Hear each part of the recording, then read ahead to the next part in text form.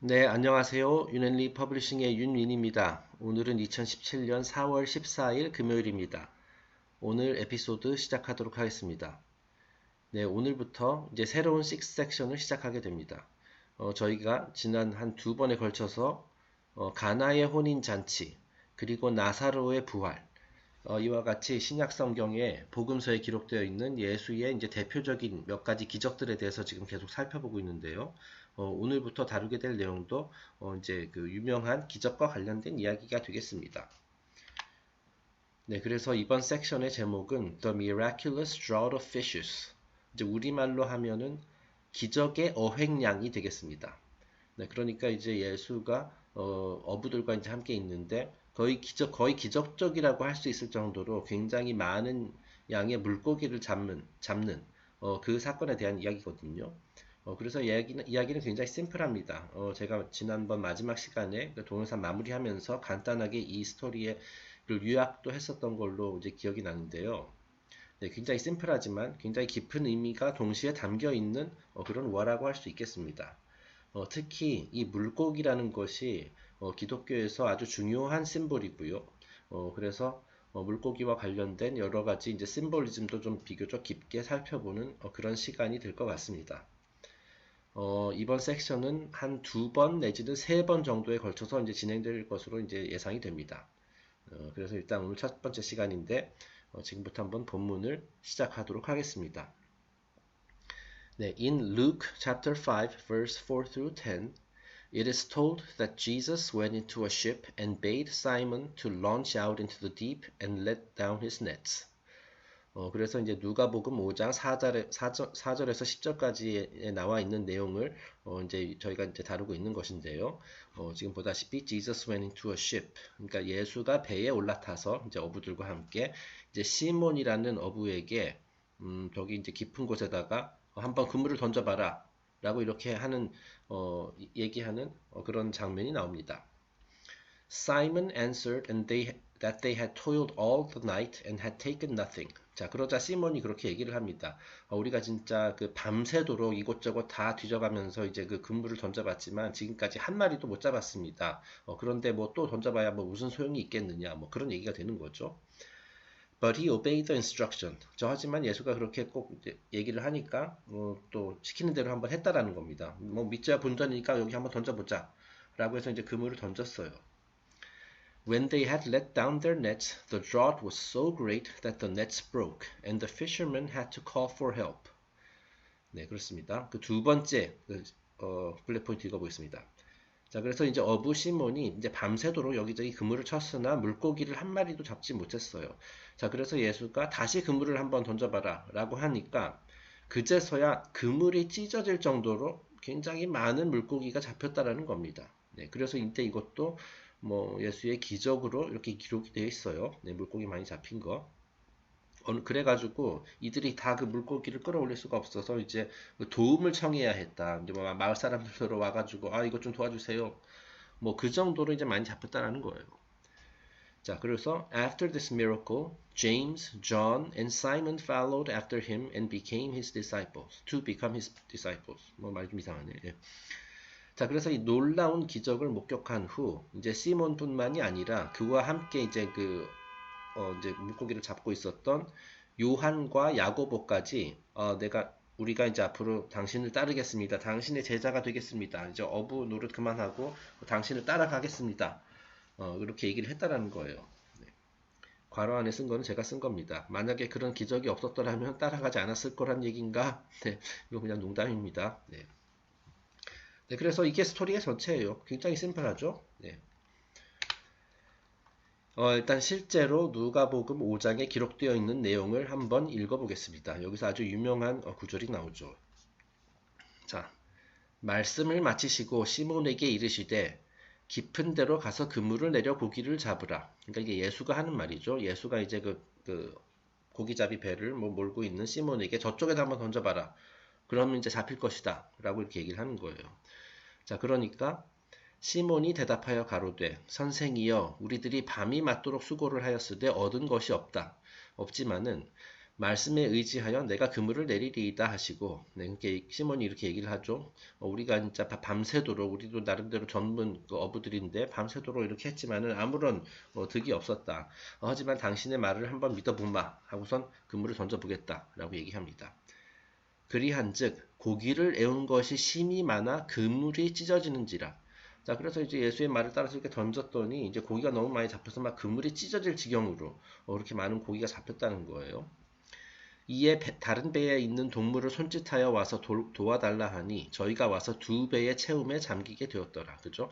그러니까 자기네들끼리 그 뭐 요한, 야고보, 시몬 이렇게 셋이서는 감당할 수 없을 정도로 많은 물고기여가지고 그 다른 배에 있는 사람들에게 도움까지 청하게 됐다. 뭐 그런 얘기가 여기서 나오죠.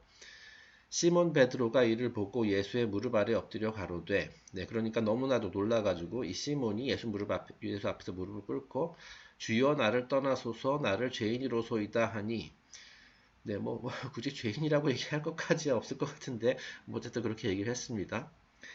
이는 자기와 및 함께 있는 모든 사람이 고기 잡힌 것을 인하여 놀라고 그 광경, 그 기적의 어획량을 본 사람들이 전부 다 깜짝 놀랐다라는 거죠.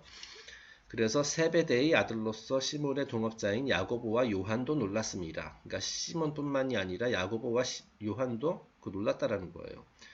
그래서 예수께서 시몬에게 일러 가라사대 무서워 말라 이제 후로는 내가 사람을 취하리라 하시니. 자, 그러니까 이게 무슨 말이냐면은 이게 바로 그 제가 말씀드린 그 유명한 대목이라는 건데, 앞으로는 인간을 낚는 어부가 될 것이다 라고 지금 얘기하는 부분입니다. 그러니까 이제 여기서 제가 갖고 있는 성경에는 이렇게 사람을 취한다라고 되어 있는데요. 그렇죠? 사람을 낚는다는 뜻이에요. 네. 이제 물고기가 아니라 앞으로는 내가 너에게 사람을 낚는 법을 알려주겠다. 그러니까 나를 따르라. 뭐 이런 얘기죠. 그래서 여기서 이제 예수의 제자가 이제 3명이 더 생긴 겁니다. 이제 시몬, 야고보, 요한. 네, 그래서 어쨌든 이게 그 성경에 기록되어 있는 내용이고요. 아마 대표적으로 누가복음에도 있지만 아마 다른 복음서에도 이제 같은 내용이 이렇게 그 중복돼 있을 겁니다. 네. 네, 그래서 그 장면을 그 옛날 화가들이 이제 그림으로 표현한 것이 되겠고요. 지금 여기 보다시피 배가 굉장히 배가 되게 작은데 그 예수가 이렇게 앉아 있고 뭐 이 사람들이 아마 그 뭐 시몬, 그 뭐 요한 뭐 이런 사람들인 것 같죠. 그래서 옆에 있는 또 하나의 배가 와가지고 이렇게 도와주고 있는 겁니다. 네, 보면 여기 막 물고기들이 막 많이 있어요. 뭐 생각보다 그림상으로는 그렇게 많지 않지만 어쨌든 굉장히 많다라는 것을 표현을 하고 있습니다. The miraculous draught of fishes. 네, 그래서 관련 이미지들 몇 개 더 준비해 봤습니다. 이제 왼쪽에 있는 것은 아마 여러분께서 익숙한 그런 이미지일지도 모르겠습니다. 인터넷에서 한때 유행을 했었던 이미지죠. 그래서 예수가 이렇게 얘기하죠. 이제부터 너는 사람 낚는 어부가 될 것이다. 그러니까 사람을 낚는다고요? 이것은 아마 무슨 뭐 기독교 무슨 만화인 것에서 나온 것 같죠. 자, 그런데 이제 이게 한때 유행을 했었습니다. 왜냐하면 인터넷에서 사람들이 소위 말하는 그 낚시글이라는 거 있죠. 네, 그걸 딱 올려놓고선 제목은 이런데 내용은 좀 다른. 네, 그래놓고서 예상했었던 것과는 다른 그런 내용을 넣고, 그죠? 그래서 이제 제목으로 사람을 낚는다, 뭐 이런 표현을 썼었죠. 그러고 나서 이제 맨 밑에다가 요 이미지를 딱 넣어놓는 겁니다. 네. 어쨌든 그 이야기가 여기서 나왔다라는 거예요. 그리고 이제 오른쪽은 이제 제가 인터넷에서 구한 이미지인데 그 누가복음 말고 외에도 이제 마태복음에도 이런 같은 내용이 이렇게 중복이 돼서 나올 거예요. 뭐 마태복음 4장 18절에서 22절에도 나온다고 이렇게 돼 있네요. 그래서 follow me and I will make you fishers of men. 그러니까 그냥 물고기뿐만 아니라 이제 인간을 낚는 어부가 되는 법을 너희에게 가르쳐 주겠다. 라고 이렇게 얘기를 하는 대목이죠.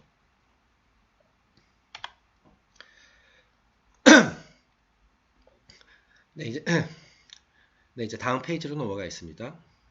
그래서 이제 이렇게 예수가 그 새롭게 받아들인 제자들에게 이렇게 얘기를 합니다. Jesus said, From henceforth thou shalt catch men. 앞으로 너희들은 이제 인간을 낚는 어부가 되리라. 이제 제가 가진 성경에는 이제 후로는 내가 사람을 취하리라. 이런 식으로 이제 돼 있어요. 자, 근데 이게 도대체 무슨 말이냐? 그거에 대해서 이제 한번 살펴보겠습니다. 자, the sea is the symbol of the illusional universe, the sphere of doubt and uncertainty.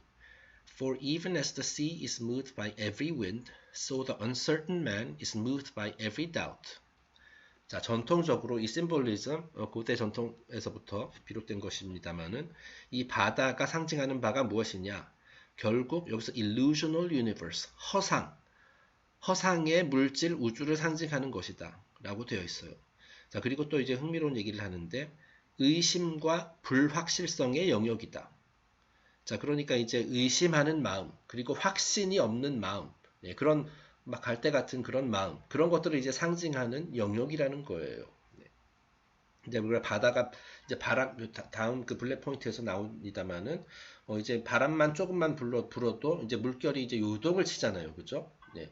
약간의 의심 또는 약간의 그 불확실한 그런 것이 있으면은 이제 마음이 가만히 있지를 못하고 마구마구 막 흔들리는 마음처럼.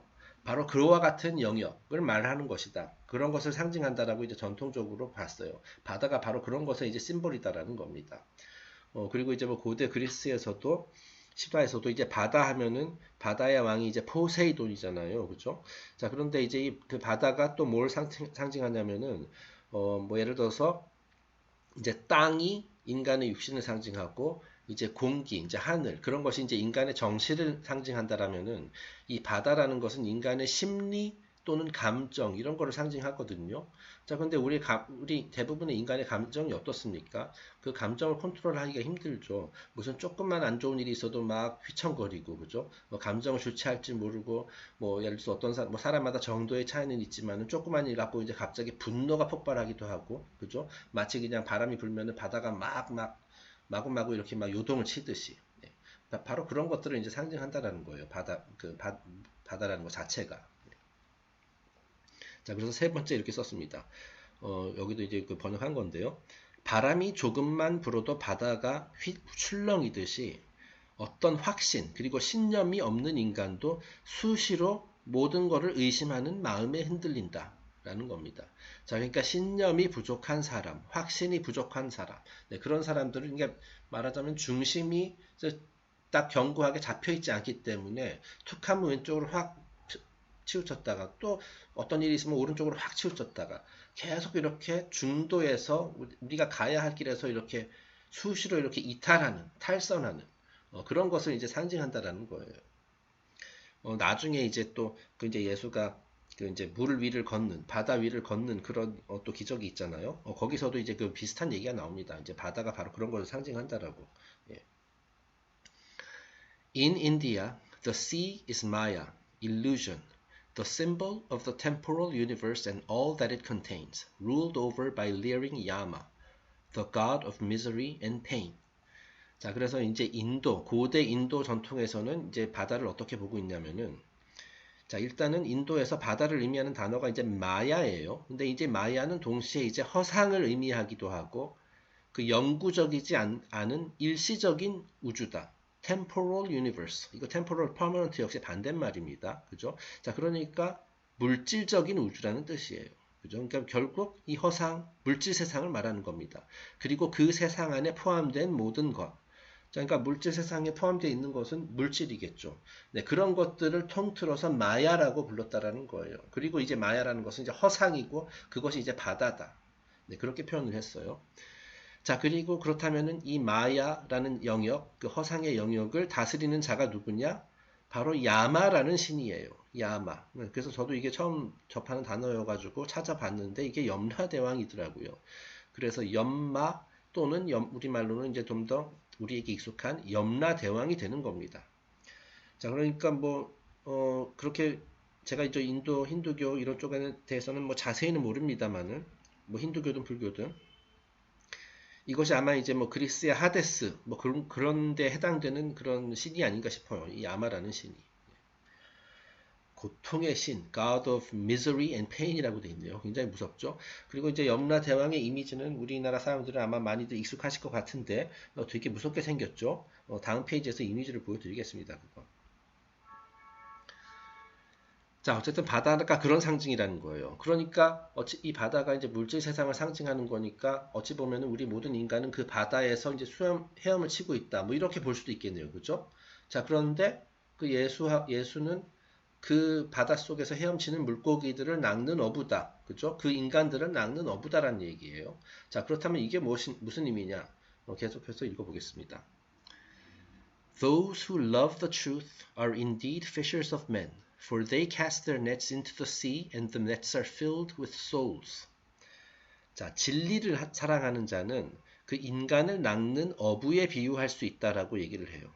자, 그러니까 이제 대부분의 인간들이 그 허상의 바다 있죠. 물질이라는 허상의 바다에서 이제 막 빠져 죽지 않기 위해서 이렇게 허우적거리고 있는데, 그 진리를 사랑하는 자, 지혜로운 자, 현자, 이런 사람들은 그 이제 물질 바다 속에 이제 더 이상 얽매여 있지 않고 그 위에 배에 올라타서 인간을 낚는 어부예요. 그러니까 인간을 지금 물질 세상에 빠져가지고 그 바다에서 허덕거리고 있는 그런 사람들을 이렇게 구해준다라는 뜻이죠.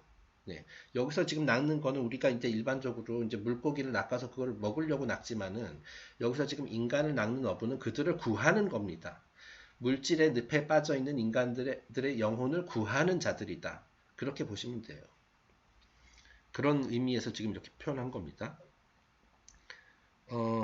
이들은 허상의 바다에 그물을 던져서 물질에 갇혀있는 인간의 영혼을 낚아채는 자들이다. 네, 근데 이걸 먹기 위해서 낚아채는 것이 아니라 그들을 구해주기 위해서, 이끌어주기 위해서. 그러니까 이제 스승들이란 얘기예요. 네.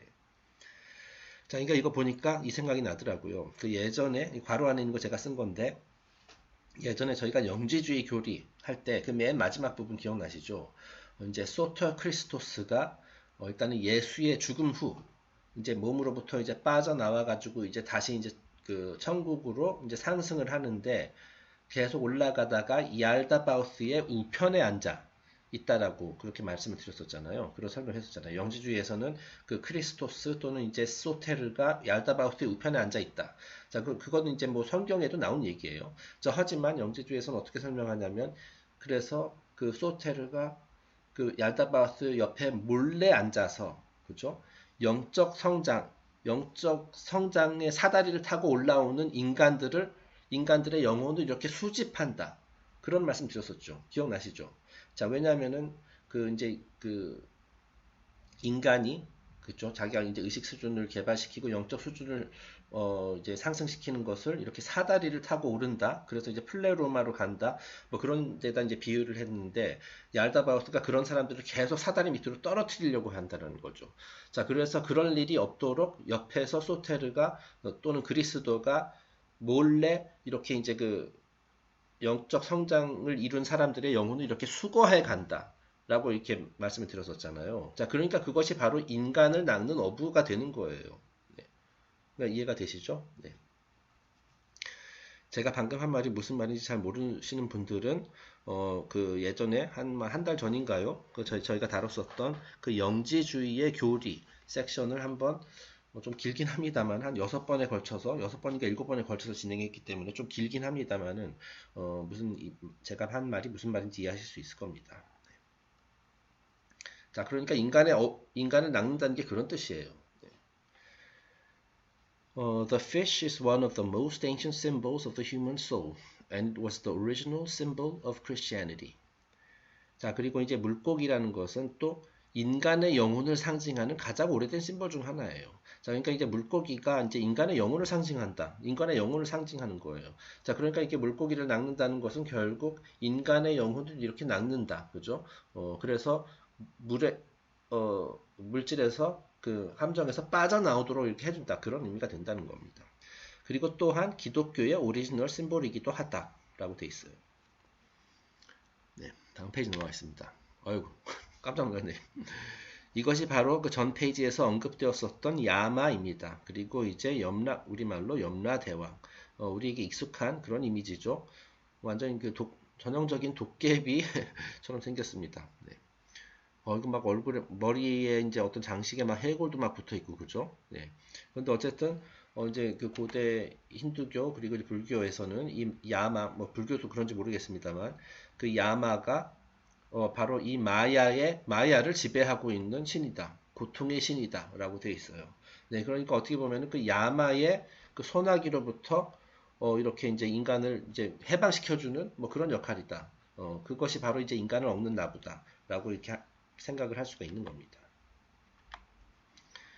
네, 그리고 이제 이게 물고기가 이제 기독교의 대표적인 심볼이다라고 말씀을 드렸었는데, 그 인터넷 찾아보면은, 뭐 아마 여러분들도, 많이 익숙하실 거예요. 뭐 예를 들어서 어떤 그 기독교 신도들이 이제 타는 뭐 자동차라든지, 뒤에다 보면 이렇게 물고기 이렇게 딱 심볼 같은 거 이렇게 딱, 그 뭐라 그러죠? 그 막 붙여놓고 그러거든요. 범퍼 스티커 같은 것도 있고, 네.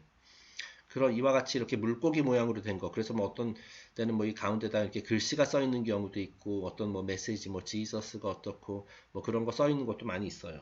네, 근데 어쨌든 이게 다 굉장히 기원이 오래된 심볼입니다. 네, 그래서 여기 그 왼쪽 상단에 있는 이 아주 심플한 물고기 모양. 이것을 이제 익시스라고 하더라고요. 네, 정식 명칭이. 그래서 기독교의 심볼입니다. 물고기. 그리고 이제 오른쪽 상단에 있는 것도 아주 옛날에 어떤 뭐 이렇게 돌에다가 새긴 그런 이제 심볼이 되겠는데요. 이제 물고기 두 마리가 있죠. 그 다음에 이제 뭐 그리스어로 뭐라고 써 있는데 무슨 말인지 잘 모르겠고 아마 요것이 바로 익시스가 아닌가 싶습니다. 여기 지금 써 있는 글씨가. 그리고 이제 오른쪽 아래에도 이건 또 더 오래된 것 같죠? 그 익시스라고 써 있는 그리고 이제 여기 좀 그림이 잘리긴 했습니다만은 역시 이제 물고기 모양이 돼 있습니다. 그리고 이제 점성학에서도 그죠? 그 물고기 자리라는 게 있죠. 파이시스. 그래서 이건 그냥 우연이 아니라 그 점성 그 뭐 구약 성경이든 신약 성경이든 그 안에 그 점성학과 관련된 내용이 굉장히 많이 있거든요. 점성학 심볼리즘이 되게 많이 있어요. 그래가지고 이 물고기 자리가 지금 기독교와 연관이 아주 밀접하게 돼 있습니다. 네, 그것도 우연의 일치가 아니에요. 네, 뒤에서 좀 더 자세히 살펴보겠습니다만.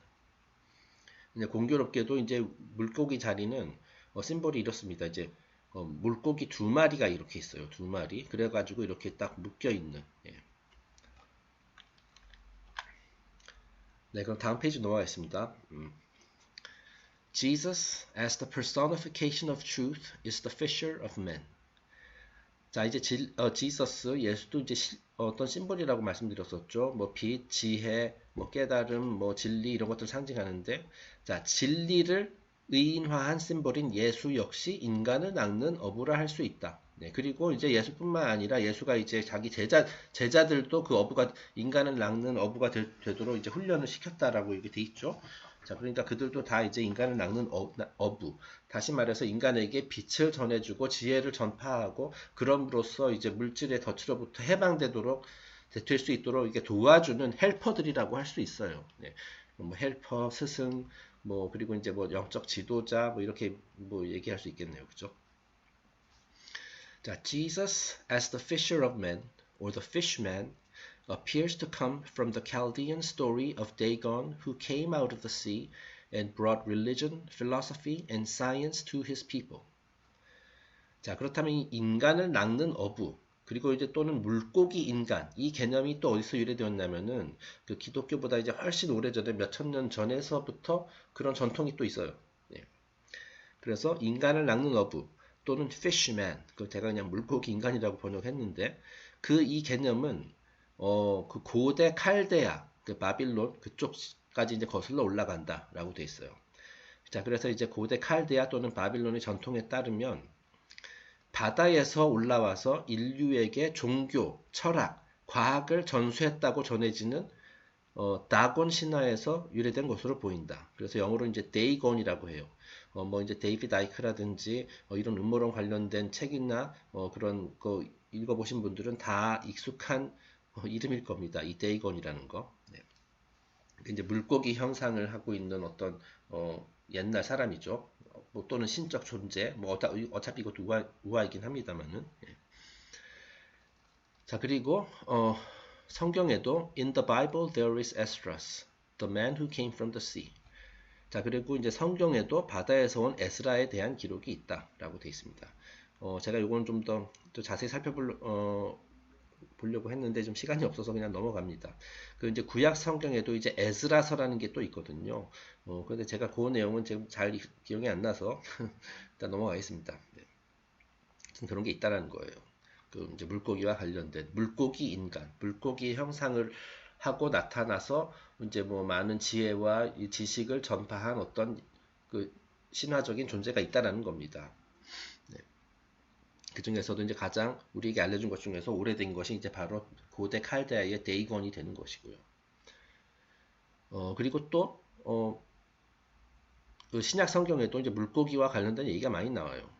The New Testament makes several uses of the fish symbolism. 신약 성경에도 이제 물고기 심볼리즘에 대한 얘기가 여러 번 나온다. There is the coin in the fish's mouth, and the feeding of the multitude with the 2 fishes and the barley loaves. 자, 신약 성경에 기록된 대표적인 또 물고기 관련 이야기가 뭐냐면은 이것도 역시 이제 전부 다 그 예수와 관련된 기적인데 물고기 입에서 구한 동전의 기적. 네. 그 이제 예수가 뒤에 좀 이따 살펴보겠습니다만은 예수가 이제 자기 제자들과 어디 가고 있는데 이제 어떤 통행세 같은 거를 내야 되는 그런 곳이 왔어요. 그 검문소 같은데. 자, 그래서 이제 돈을 내야 되는데 돈이 없는 거예요. 자, 그러니까 예수가 제자들에게 저기 가서 물고기를 하나 잡아와라. 그러면 그 물고기 입 안에 돈이 있을 것이다. 동전이 있을 것이다. 네, 그런 기적이 또 기록이 돼 있거든요. 그래서 거기서도 어쨌든 물고기 심볼리즘이 나오고, 그 다음에 이제 feeding of the multitude. 이거는 이제 우리말로 이제 오병이어의 기적이라고 합니다. 이거 굉장히 유명하죠. 그래서 이제 오병, 이제 빵 조각 5개, 그죠? 빵 5개의 빵과 이어 2마리의 물고기. 여기서 2마리의 물고기가 나오죠. 그 이제 물고기 자리 심볼과 비슷하게. 자, 근데 어쨌든 빵 5개와 물고기 2마리로 5,000명에게 밥을 나누어준 그런 기적이 나옵니다. 이것도 굉장히 유명한 사건이죠. 자, 그리고 이제 또 Saint Augustine said that Christ was a fish broiled and eaten by sinners for their redemption. 그 다음에 이제 초기 기독교의 이제 유명한 상자였던 그 성 아우구스티누스는 그리스도를 어떻게 비유했냐면 죄인들을 구하기 위해 기름에 구워져 먹히게 된 물고기. 그것이 바로 예수다라고 이렇게 비유를 했어요. 네. 자, 그러니까 그 성체성사 할 때 이제 우리가 빵을 먹으면서 이것이 바로 예수의 살이다. 포도주를 먹으면서 이것이 예수의 피다. 이걸 먹음으로써 구원을 받을 수 있다. 이런 식으로 이제 교회에서 설명하듯이 이제 성 아우구스티누스는 역시 비슷한 개념으로 얘기를 했는데 이제 그리스도를 물고기에다 비유를 했다라는 그런 차이점이 있네요. 그죠? 예. 그래서 이제 이 물고기를 기름에 튀겨가지고 이제 우리가 죄인들이 먹음으로써 구원을 받게 되는 것이다. 이런 식으로 어쨌든 물고기의 비유, 심볼리즘을 썼다라는 얘기가 되겠습니다. 자, 그러니까 그만큼 기독교와 물고기가 이렇게 굉장히 밀접한 관련이 있다라는 것을 이제 우리가 엿볼 수 있죠. 네, 그래서 전 페이지에서 나왔었던 내용들 이미지 몇 개 보여드립니다. 지금 보시는 것이 이제 Fish God Dagon, 그 이제 고대 칼데아 또는 바빌론에서 그 신화에 등장하는 물고기 신이 되겠습니다. 그리고 이제 데이건이라고도 하지만은 이제 오아네스라는 이름으로도 잘 알려져 있어요. 네, 그래서 이제 그냥 인어 같죠? 네, 인어는 보통 이제 아름다운 여성인데 여기는 웬 수염난 아저씨가 그죠? 그 하반신은 이제 물고기로 이렇게 표현돼서 좀 그렇네요. 네. 자, 그 다음에 이제 고대 수메르, 바빌론 이런 쪽의 벽화에서 이제 쉽게 볼 수 있는 벽화인지 그 원통 인장인지 모르겠습니다만은 그런 그 사제들의 모습 또는 어떤 왕의 모습이죠. 자, 그래가지고 지금 어떤 그 역시 수염난 아저씨인데 그 머리 부분에다가 이제 물고기 문양의 뭔가를 이렇게 그 제 의복처럼 이렇게 걸치고 있어요. 그죠? 그래서 이제 머리가 이제 물고기로 이렇게 표현이 된다라는 거. 네. 역시 이거 데이건 또는 이제 오아네스를 상징하는 이미지입니다. 그리고 이제 오른쪽도 마찬가지죠.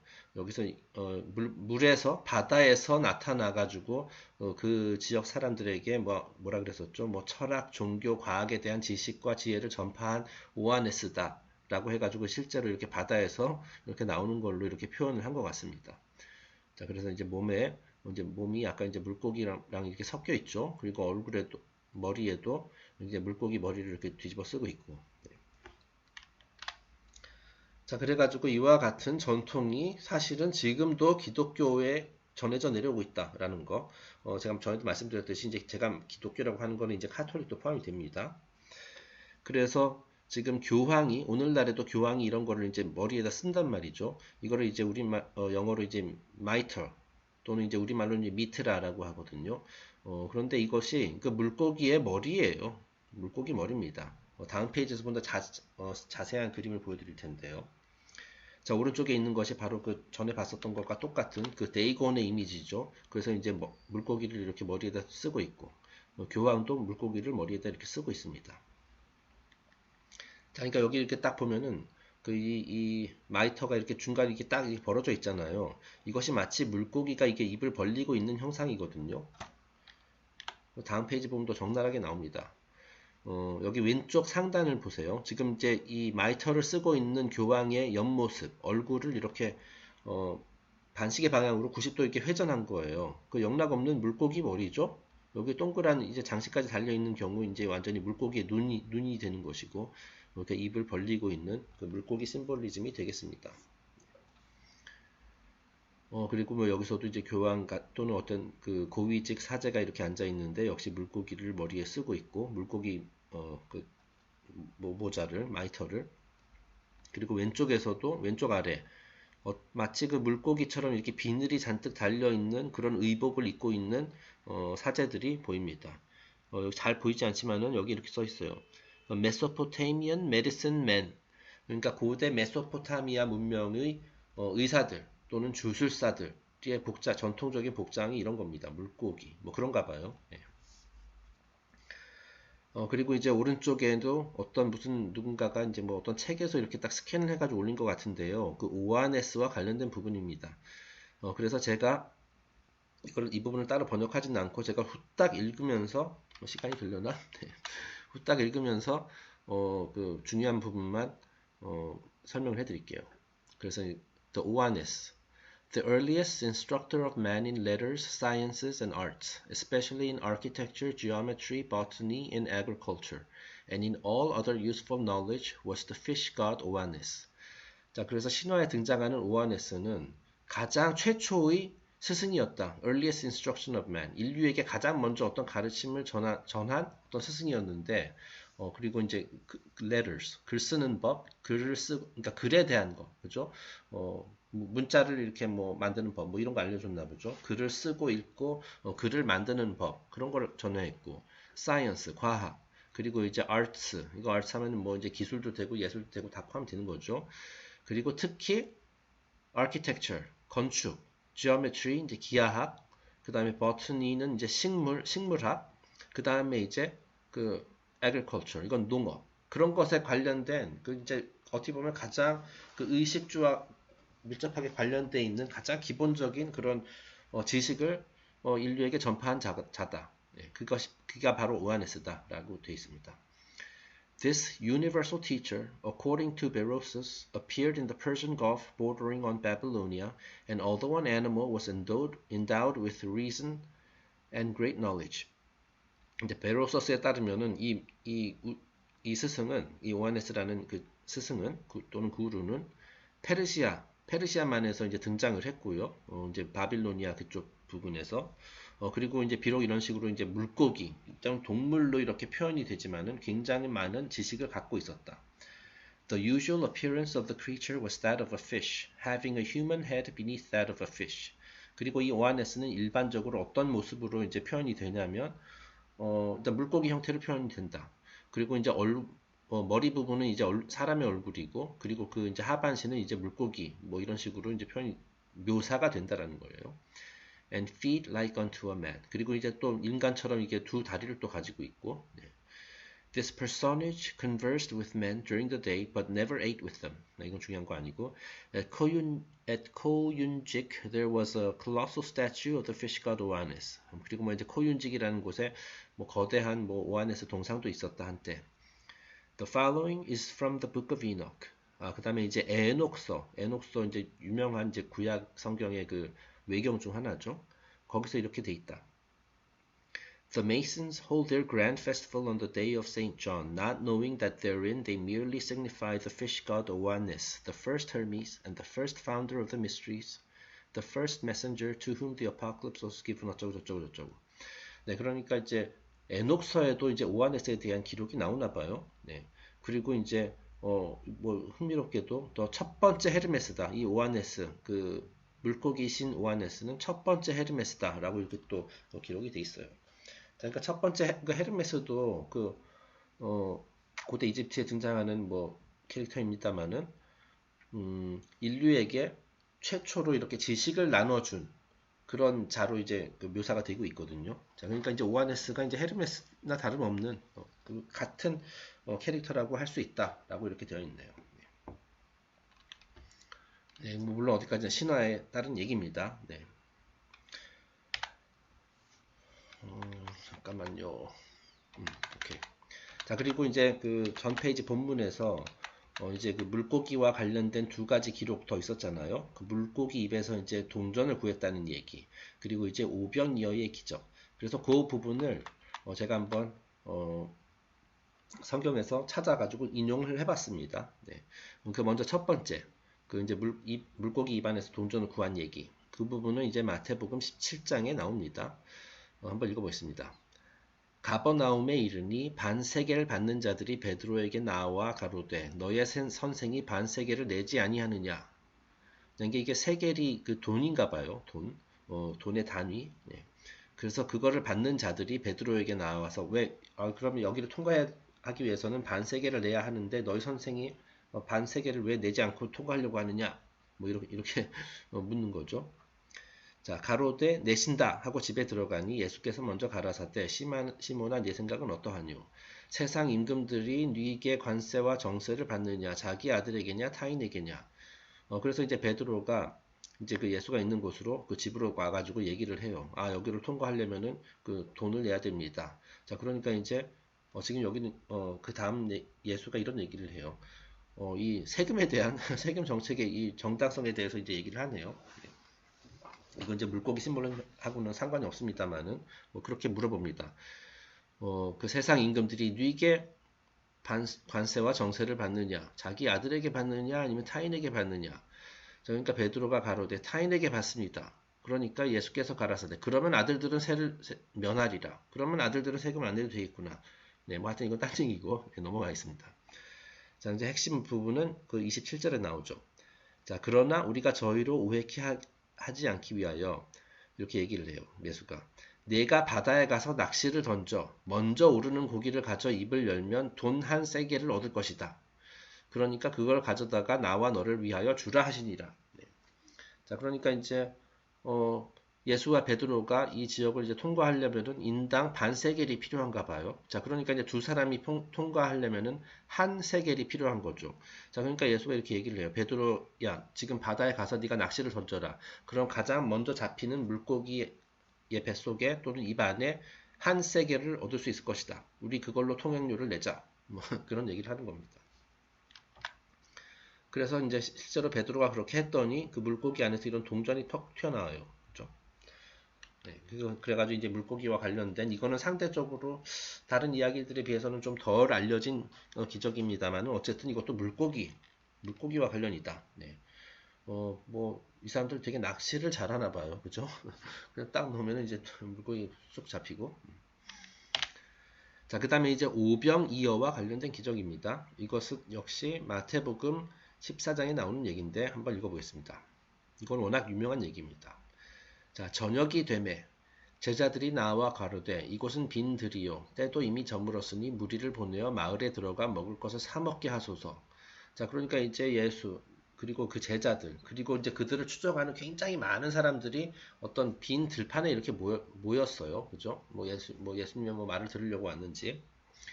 자, 그런데 이제 날도 이미 저물었으니 저 사람들 지금 우리를 따르고 있는 군중들 전부 다 이제 마을에 돌아가서 지들끼리 알아서 밥 먹으라고 합시다. 라고 이렇게 제자들이 얘기를 했어요. 그죠? 자, 그랬더니 예수께서 가라사대 갈 것 없다. 너희가 먹을 것을 주어라. 아, 이 사람들 우리 지금 따라온 이 수많은 군중 다시 집으로 마을로 돌려보내지 그럴 필요 없다. 그냥 우리가 저들에게 먹을 것을 주면 되지 않겠느냐. 네, 그렇게 얘기를 해요. 자, 그러니까 제자들이 가로되 여기 우리에게 있는 것은 떡 5개와 물고기 2마리뿐입니다. 네. 자, 그러니까 제자들이 예수의 그 말을 듣고서 황당한 거죠. 지금 갖고 있는 거는 지금 떡 5개와 물고기 2마리. 우리끼리 먹기도 터무니없이 부족한데 저 많은 사람들에게 밥을 갖다 줘야 이게 도대체 무슨 말입니까? 라고 이렇게 반문을 하는 거예요. 자, 그랬더니 예수가 가라사대 그것을 내게 가져오라 하시고 무리를 명하여 잔디 위에 앉히시고 그러니까 수천 명의 무리이더러 여러분 여기 들판에 각자 다 자리 편하게 자리 잡으세요. 식사는 저희가 제공합니다. 이렇게 된 거예요. 자, 그래서 그리고 떡 5개와 물고기 2마리를 가지사 하늘을 우러러 축사하시고 떡을 떼어 제자들에게 주심에 제자들이 무리에게 주니. 자, 그랬더니 예수가 딱 이거를 딱 그 갖고 있는 거 떡 5개랑 물고기 2마리밖에 없는데 거기다 이게 딱 축사를 하고 이게 제자들에게 줬어요. 그랬더니 이제 제자들이 그거를 이제 이제 군중에게 나눠주기 시작했는데 계속 나눠줘도 모자람이 없더라는 거예요. 그래서 다음 구절. 다 배불리 먹고 남은 조각을 12바구니에 차게 거두었으며 먹은 사람은 여자와 아이 외에 5,000명이나 되었더라. 자, 그래가지고 이게 그러니까 뭐냐면은 아무리 먹어도 사라지지 않는 뭐 그런 거죠. 그런 기적이죠. 얼마나 많은 사람들이 모였냐면은 여자와 아이 외에도 5,000명이다. 그러니까 이게 남자들만 5,000명이 그죠? 그 성인 남자들만 해도 5,000명이 되었고 뭐 여자 아이까지 포함하면 훨씬 더 많겠죠. 네, 그런 사람들이 다 먹고도 12바구니가 남았다라는 식으로 이렇게 나옵니다. 네. 이것도 굉장한 심볼리즘이 담겨 있는 거예요. 이게 얼핏 봐도 오병이어, 그럼 7개잖아요, 그죠?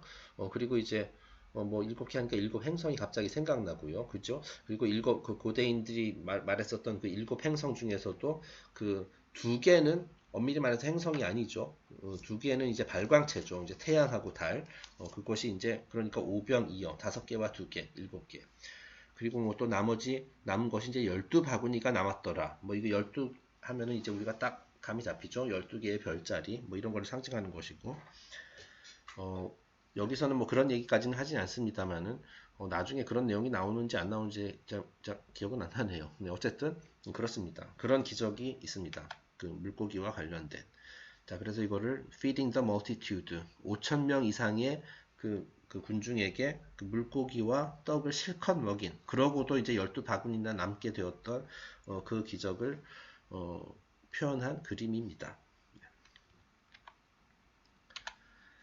네, 그래서 오늘 첫 번째 시간이라서 여기서 마치도록 하고요. 지금 진도 나가는 걸로 봤을 때 아마 다음 시간에 끝낼 수 있을 것 같긴 한데 어쨌든 오늘은 여기서 끝내겠습니다. 다음 시간에 또 이 물고기 심볼리즘과 관련해 가지고 더 흥미로운 얘기들을 한번 많이 진행해 보도록 하겠습니다. 자, 그러면 들어주셔서 감사합니다. 다음에 또 뵙겠습니다.